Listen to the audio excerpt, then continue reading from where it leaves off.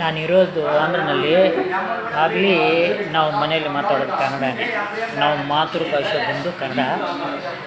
2 ದಿವಸ ಮುಂಚೆ ನಾನು ಬಿ ಭರತ್ ಅಂತ ನಮ್ಮ ಮನೆ ಹುಡುಗ ಆ ಥರ ಮಾತಾಡ್ತೆ. Very nice person. ಇಮ್ಮಿಡಿಯೇಟಾಗಿ ನನ್ನ ಫೋನ್ ಕಾಲ್ ರಿಸೀವ್ ಮಾಡ್ಕೊಂಡ. ನಾನು ಎಕ್ಸ್ಪ್ಲೇನ್ ಮಾಡಿದೆ, ಭರತ್ ಹಿಂಗೆ ನಾನು ನಿಮ್ಮ ಹತ್ರ ಮಾತಾಡಬೇಕು, ನಾನು ಡಿಸೈನರು, ಲೈಫ್ ಸ್ಟೈಲ್ ಆರ್ಟಿಸ್ಟು. ಕೊಂಚ ಹುಡುಗರು ಬಂದಿದ್ದನು ಆಂಧ್ರದಿಂದ ಮುಳ್ಬಾಗಲ್ನಲ್ಲಿ ಓದ್ತಾ ಇದ್ದೆ. ಬಸ್ಸಿನಲ್ಲಿ ಪರಿಚಯ ಆಗ ನಾನು ನನ್ನ ಫ್ರೆಂಡ್ ಹತ್ರ ಮೀಟ್ ಆಗೋಗೋದೆ. ನನ್ನ ಫ್ರೆಂಡು ಸಿಕ್ಕಲಿಲ್ಲ. ನಂಗೆ ತುಂಬ ಬೇಜಾರಾಯಿತು.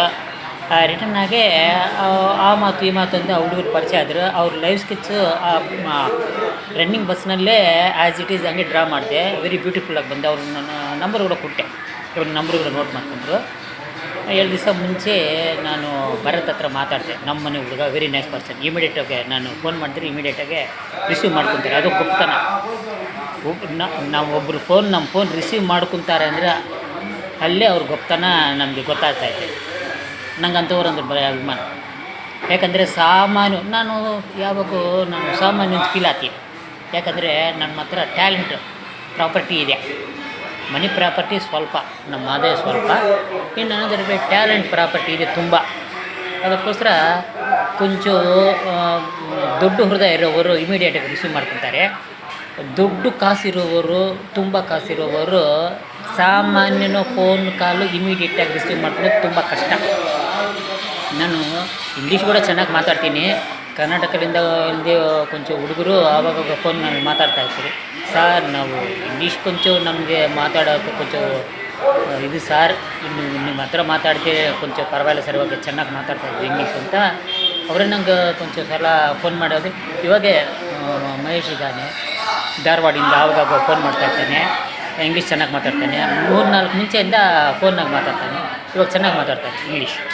ನಾನು ಪರವಾಗಿಲ್ಲ, ವರಿಷ್ಠ ಅಲ್ಲ, ಬೆಟ್ರು. ನಮ್ಮ ಮಾತೃಭಾಷೆ ಬಂದು ಕನ್ನಡ. ನಾವಿರೋದು ಆಂಧ್ರನಲ್ಲಿ. ನಾನು ಡಿಸೈನರು, ನಾನು ಆರ್ಟಿಸ್ಟು, ಇಂಗ್ಲೀಷ್ ಆರ್ಟಿಕಲ್ ರೈಟರ್. ನಾನು 2300 ಇಂಗ್ಲೀಷ್ ಆರ್ಟಿಕಲ್ ಬರೆದಿದ್ದೀನಿ. ನಾನು ಸೋಷಿಯಲ್ ಮೀಡಿಯಾ ಅಕೌಂಟ್ನಲ್ಲಿ ಪೋಸ್ಟಿಂಗ್ ಮಾಡಿದ್ದೀನಿ ಆಲ್ರೆಡಿ 2300. ನಾನು ಇದೊಂದು ರಿಕಾರ್ಡು ಅನ್ನೇ ಭಾವಿಸ್ತಾ ಇದ್ದೀನಿ, ನಾನು ಅನ್ಕೊತಾ ಇದ್ದೀನಿ. ಯಾಕಂದರೆ 4 ವರ್ಷನಲ್ಲೇ ನಾನು ಈ ರಿಕಾರ್ಡ್ ಕ್ರಿಯೇಟ್ ಮಾಡಿದ್ದೀನಿ. ಸೊ ಬರ್ತೀನಿ, ನಾನು ಭರತ್ಗೆ ಫೋನ್ ಮಾಡಿ ಒಂದು ಸಲ ಬರ್ತೀನಿ, ನಿಮ್ಮ ಲೈವ್ ಸ್ಕೆಚ್ ಹಾಕ್ತೀನಿ, ನನಗೆ ಟ್ಯಾಲೆಂಟ್ ಏನು ತೋರಿಸಾನೆ. ನಮಗೆ ತುಂಬ ಇಂಟ್ರೆಸ್ಟ್ ಇದೆ. ಮುಂಚೆ ಬ್ಯಾಂಗ್ಳೂರು ಬರ್ತಾಯಿದ್ದೆ. ಯಾಕೋ ನಮ್ಮ ಮೆಟೀರಿಯಲ್ ಆದರೆ ಬಂದು ಇಸ್ಕೊಳೋದು.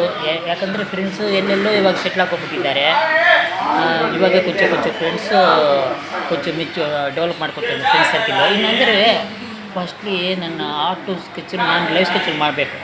ಓನ್ಲಿ 2-3 ನಿಮಿಷದಲ್ಲಿ ಆ್ಯಸ್ ಇಟ್ ಈಸ್ ಇಮೇಜಲ್ಲಿ ಡ್ರಾ ಮಾಡಿಬಿಡ್ತೀನಿ. ಆ ಟ್ಯಾಲೆಂಟ್ ಹಂಗಿದೆ. ಯಾಕಂದರೆ ಕಷ್ಟಪಟ್ಟಿದ್ದೀನಿ, ರಾತ್ರಿ ಹಗಲು ಕಷ್ಟ ನನ್ನ ಆರ್ಟು ಮೆಚೂರ್ ಮಾಡ್ಕೊಳೋಕ್ಕೆ ತುಂಬ ಕಷ್ಟಪಟ್ಟಿದ್ದೀನಿ. ನಾನಿಲ್ಲಿ ಆಂಧ್ರನಲ್ಲಿರೋದು ಎಲ್ಲ ತಿರುಗಿ ಮಾತಾಡಿ ನಾನು ಮರ್ತೋಗ್ತಾ ಇದ್ದೀನಿ ಕನ್ನಡ. ಇನ್ನು ಅನ್ನೋದ್ರವೇ ಇಲ್ಲಿ ಆ್ಯಕ್ಸೆಂಟ್ ಬಂದಿದ್ದೂ ಡಿಫ್ರೆಂಟು. ಆಂಧ್ರ ಅಲ್ಲ, ಕಂಪೇರ್ ಕನ್ನಡನಲ್ಲಿ ಕರ್ನಾಟಕಕ್ಕೆ ಇಲ್ಲಿಗೆ ಹೋದರೆ ಕೊಂಚ ವ್ಯತ್ಯಾಸ ಆಯ್ತದೆ ಕನ್ನಡನಲ್ಲಿ. ಆಗಲಿ ಹಾರ್ಟ್ಫುಲ್ ರಿಲೇಷನ್ ಮಾತ್ರ ಸೇಮ್ ಹಂಗೆ ಐತೆ. ನಾವು ಯಾವುದನ್ನು ಮಾತಾಡಬೇಕಂದ್ರೆ ಹಾರ್ಟ್ಫುಲ್ಲಾಗಿ ಮಾತಾಡಬೇಕಲ್ಲ, ಅದು ಕನೆಕ್ಟ್ ಆಗ್ತಾಯಿದೆ. ಕೊಂಚ ಹಂಗೆ ಲ್ಯಾಂಗ್ವೇಜ್ ಹಂಗೆ ಇದ್ದಿದ್ದರೆ ಆದರೆ ಆ್ಯಕ್ಸೆಂಟು ನಾವು ಭಾವೇ ಇದ್ರಾಗ ಏನೈತೆ, ನನ್ನ ತಪ್ಪನೆ ಏನೈತೆ ಅಂತ ಆ ತಪ್ಪನಕ್ಕೆ ಇಮಿಡಿಯೇಟ್ ಕನೆಕ್ಟ್ ಆಗ್ತದೆ ಪ್ರಪಂಚಕ್ಕೆ. ಅದೇ ಬೇಕಾಯ್ತು ನನ್ನ ತಪ್ಪನೆ ಫಸ್ಟು. ಸೊ ನಾನು ಒಂದು ರೆಕಾರ್ಡಾಗೆ ಒಳ್ಳೆ ಫ್ರೆಂಡ್ಸೇ ಸಂಪಾದಿಸ್ಕೊಂಡೆ. ನನ್ನ ಭರತ್ ಹತ್ರ ಮಾತಾಡ್ತೀನಿ. ಆವಾಗ ನೀವೆಲ್ಲರನ್ನ ಪರಿಚಯ ಮಾಡ್ತೀನಿ. ಫಸ್ಟು ನಾನು ಲೈವ್ ಸ್ಕೆಚ್ ಮಾಡ್ತೀನಿ. ಫಸ್ಟು ನೋಡೋಣ, ಅದು ಟೆಲಿಕಾಸ್ಟ್ ಆದರೆ ಆಮೇಲೆ ಮತ್ತೇನನ್ನು ನೋಡೋಣ. ನಾನು ಇಂಟೀರಿಯರ್ ಡಿಸೈನರು. ನಾನು ಡ್ರಾ ಮಾಡ್ತೀನಿ, ಫ್ರೇಮ್ ಮಾಡಿದ್ದೀನಿ art works, beautiful art works.